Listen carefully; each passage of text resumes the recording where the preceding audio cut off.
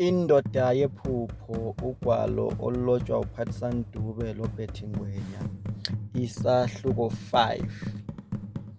Kusekuseni ilanga selihlaba phezu kwezihlahla. Lusuku lwakuqala lukaSilibaziso emendweni koMathambo. Uhlulukelwe usizi lubhalwe ebusweni. Yebo-ke, ukuhlupheka lokhu usuke lakho phansi, kodwa ithemba lempilo enhle elemfudumalo ubesaselalo. Ubelilangazelela ikusasa elikhazimulayo elilokuthula lokunethezeka. Kwesinye isikhathi ubeze alibuke lelo kusasa ngeso lengqondo, abobotheke ngitsho esezinhlungwini, aziphe ithemba lokuthi ulempilo enhle emlindeleyo ngaphambili. Lokho-ke bekumnikeza ithemba lamandla amatsha okubekezela ezinhluphekweni zakhe. Lamhla njengoba ezifica eselikhosikazi lesithathu lexhegu elingalingana loyisemkhulu, amathemba onke asevele achabalala okwamazolo ekuphumeni kwelanga. Khona nxa ebuka ozakwabo uvavathwa luvalo, kambe amanina angamzala usezoncintisana lawo emendweni. uSilibaziso utshone edidizela ehlanza ixhiba aliphiweyo ukuthi kuzakuba ngelakhe. Belingcole lisesabeka ligcwele amafukufuku, kanti amagundwane labomalulwane basebezitholele indawo yokulala. Uthuli obelilapho belusenza umuntu aphathwe ngumvimbano.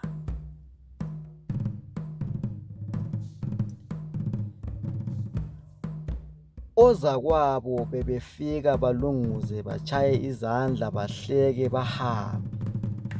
Ulihlanze laphenduka laba lihle, waze wasinda phansi, wachola amalahle, wahlanganisa umsizi lenhlabathi yesidaka, walolonga kahle. Sekucolekile sibili, usungafunga ukuthi kusindwe ngesamende. Selize langena kunina ilanga, kasibeka ngaphansi isinqe, lasemlonyeni kafakanga lutho. Nanko phela kakaphiwa imvumo yokuthi asebenzise wuphi umkhuba. Athi nxa eqeda ukugeza ayekwethula izingubo azihlanzileyo. Zona ziphi? Phela zimbayi eziqhaqhekileyo, kuthiwa zazisetshenziswa ngumfana wenkomo, kodwa njengoba zihlanziwe sezinukelele. Endlini sekutshaya umoya sibili, lezinto sezihlaliswe kahle. Emva kokwendlala aziphosele ethaleni lokulala, abuye wonke amadini. Kungemzuzu mngaki ubuthongo bumthathe buyembeka elizweni lakoBhuka. uMathambo yena utshone ebukhelela emavinkilini. Kuthe kungahlwa wavalelisa amanye amaxhegu ezitshaya isifuba esithi yena sesiyalala eqamele ibhobhodlwane elilegazi elitshisayo. Uhle wafika waqonda ngqo exhibeni likaSilibaziso. Ethi nxa engavula aphaphame esethuka uSilibaziso, avuke ahlale phezulu kwethala. Usengaphakathi uMathambo, ukhanyise ngesibane sakhe ahamba esithwele ebusuku. Atshaye ukhwelo ngesikhathi ebona ubuhle bendlu, abe leqhono elikhulukazi, aze akhulume yedwa esithi, "Ngapha ngithethe umfazi madoda." Ukhuluma nje ulwisa ukukhumula isicathulo. Sithi kusingamehlula ngoba edakiwe, abize uSilibaziso ngelizwi elingathi litshile. "Wena mntwana, wena mana singeni, mabani kanje? Kanti vele ngwakobani wena? Ungwakobani wena mntwana? Angithi kuthiwa uyidlwayile ikhalanga lale ePlumtree." Akhulume inkulumo engahlanganiyo uMathambo. Useququbele kuphela uSilibaziso, le esifuna ukwenzakala lapha yiyo etshone imtshayisa ngovalo kakhulu. Kambe ngempela leli khehla lifuna ukwembatha laye. Agxoze indenda uMathambo, sekunuka mphuphu utshwala khathesi kungathi ugwaqelwe ngaphakathi kwaleli xhiyi. Ngithi akungikhiphe wena lapha kanti unjani wena mntwana? Uyisacuthe yini? Ekhwaza uMathambo asondele uSilibaziso amkhumule izicathulo. Khonokho nje uMathambo waqale ukumphulula umzimba aze ayebamba amabele, azwakale ehleka yedwa aze aphumisele ngathi, "Hey! Wadla Mathambo." Ahlubule zonke izigqoko uMathambo asale enguye nje. uSilibaziso useswele umgodi wokucatsha, usephonga ukukhangela eceleni, uyesaba ukubona ubuze bomuntu omdala, angene engutsheni agobuzele. Kusenjalo uMathambo laye azithokoze engutsheni. Kanti uyahlola yini wena mntwana? Awukwazi yini ukuthi usuyinkosikazi yami? Ungalingi ukwenze lokho ngoba umalumakho uzamukele ngezandla zombili izinkomo zami. Ungazihlanyisi lapha. Njalo futhi ungangihlanyisi lami. Ngikukhiphele izinkomo ezihamba ngezinyawo we. Ukwabha uMathambo ngemva kokuba uSilibaziso etshilibike wamfulathela. Akubone uSilibaziso ukuthi ayisekho enye indlela, avele azidele awukhalale umzimba wakhe. Kufane lokubanjwa iganyavu ke lokho. Phela lanxa umuntu engumkakho, nxa yena engafuni, akukugunyazi ukuthi umbambe ngemphoqo. Kulalwe kuze kuyedabuka ukusa. Akabuquthanga uSilibaziso, nanko uMathambo umphendule inzomba. Ngapha yena echiphiza izinyembezi kuphela. Kumgceke ukuthi iyamhlukumeza leyo nto. Phakathi kobusuku uMathambo uke waphuma. Wajabula ke uSilibaziso ezitshela ukuthi uselala komunye. Kanti lutho uphenduke sethwele isigubhu esilamanzi alezimpande, qede wawanatha. Watsho ukuthi ufuna uSilibaziso amzalele indlalifa, yikho enatha lawo manzi alezimpande. Ngelilandelayo ilanga lithe ngokuthi mpuntshu empumalanga. uMathambo wahweda esiya etshwaleni. Amakhosikazi akhe asale ebulawa yimisebenzi yasekhaya. Asale ke enyonkoloza uSilibaziso. Engabe wabhekwa isambane yini na umntakantombi futhi? Okunye futhi. Kodwa wena mntwanyana, yini wayelanda emzini wethu sibili? Wabona zona izinkomo zikaMathambo, kodwa awulanhloni zokuhlubulela uyihlo omkhulu izidwaba. NguMakhumalo lowo onguye uNdlunkulu lapha ekhaya. Makhumalo, thula wena, sesifile thina. Umntwana lo wangithi wake wahlala loJabulani olengculazi.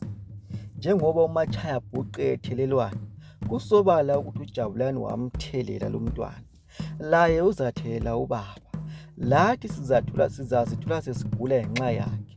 Mina angazi sibili ukuthi ubaba ubonene kulolu lufa. Sengikhalela abantwabethu abazasala bezintandane, ngoba kunsuku zatshwala singagulanga safa. Ngiyamzonda lo mntwana mina.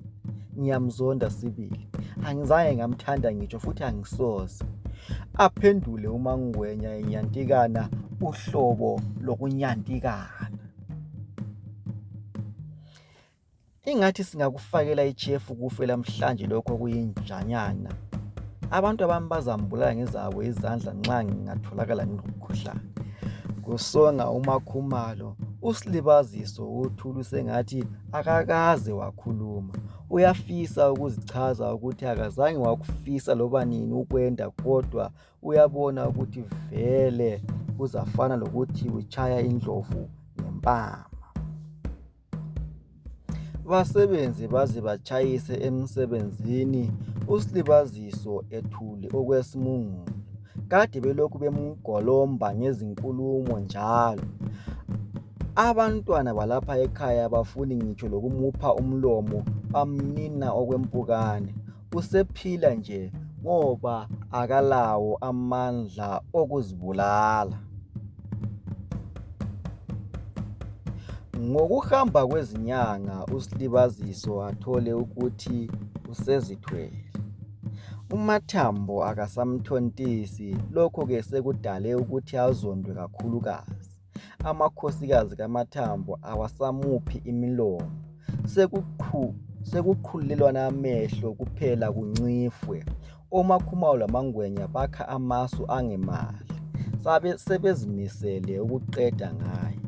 Hey Makhu, ukuvele nje adle lapha kuzahle kube yikufa kwakhe.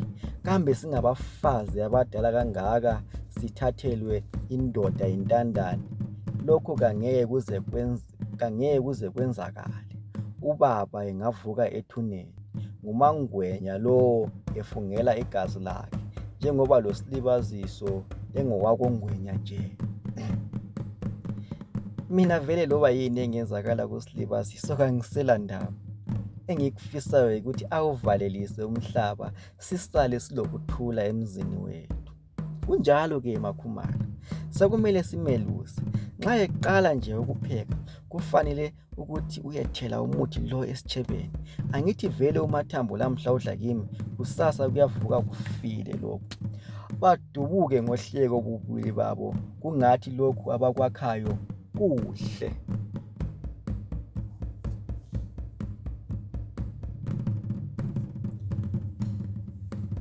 Abaphekayo sebelungiselela indla kusihlwa. Kuzwakala uqhwashi lwenyama kweminye imizi. uSilibaziso upheka masinyane ukuze alale ngoba ubuthongo bumdelela kakubi. Esapheka kanjalo azwe efuna ukuyazikhulula ngokwemvelo. Atotobe ekhangele esambuzini, kube sengathi imikhuleko yaboMakhumalo isiphenduliwe. Amaqaphelo abelokhu ethe nhlo khona kuSilibaziso, avele aditshazele ekhangele khona uMaNgwenya. Ubeseqedile ukupheka uSilibaziso, isitshebo siseceleni kweziyo. Kube lithuba elihle kuMaNgwenya. Afike awuthi hu umuthi wonke esitshebeni. Inhliziyo isibhulana lamaphaphu ngenxa yenjabulo. Umuntu yinyamazana elolunya futhi engafanele ukuthenjwa loba nini. Bona oMakhumalo loMaNgwenya basafuna ukuphila, kodwa nanko bafuna ukutshabalalisa uSilibaziso. Ukungazi kufana lokufa.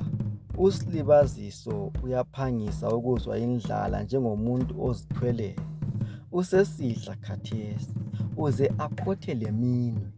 Wazini kanti ngokuthi kufakwe umuthi? OMakhumalo loMaNgwenya sebemanzi te ngokuthaba, phela bayithiye yadlela inyamazana yabo. Sekuhlwile, sekulelwe emzini kaMathambo. Kuzwakala ukukhonkotha kwezinja emakhaya lemkhulungwane yezinye. Zihlolani nje asazi. Ngaphambidlana komuzi kaMathambo kuzwakala isikhova ngobuhihihi. Osomangaza sebemazi umniniso. Ubuthongo benqabe ukwehla kuMakhumalo loMaNgwenya njengoba belinde umphumela. uMathambo usephupha, angithi ubevele ezidlele indlebe iyakaza. uSilibaziso uthe nxa elala ubesizwa isisu singathi siyamsika. Usizibile, khathesi-ke sesivuke umqholoha.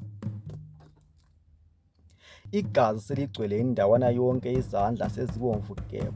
Lokhu wake wakubona esahlela kumalumakhe aze alahlekelwe ngumthwalo. Kwelikade kumehlule ukuqinisela, awuhlabe awulawule umkhosi, ukufa usekubona ngamehlo kumlandile. Njengoba bebevele belinde ngabomvu uMakhumalo, ngomzuzwana batheleke endlini kaSilibaziso. Hayi, lo mntwanyana Makhumalo usesikhiphile isisu. Ngivele ngabona ukwenza kwakhe emini. Ubaba wayesithi kambe nguye ongamenzani lo mntwana. Ukukhipha izisu vele sekusegazini kuye. Angithi bathi sewazikhipha zabanje. uMangwenya ephakamisa iminwe emithathu. uMathambo laye usevukile, kodwa akekho osemthintile uSilibaziso. Uselokhu ebubula yedwa, lamandla aseze amphelela. Makhumalo, uvusa umpendulo lethatha uDube khathesi ukuze azithatha inja yakhe. Angeke ngize ngibize abomthetho, ngifuna yena uDube uqobo lwakhe lapha. uMathambo engasahleki, ulaka lubhalwe ebusweni bakhe, ahaluzele uMakhumalo esiyavusa umpendulo, bakhasabule bekhangele khona koDube. Ngokuphazima kweso babe sebephendukile, sebehamba ngenqola loDube loMatshuku.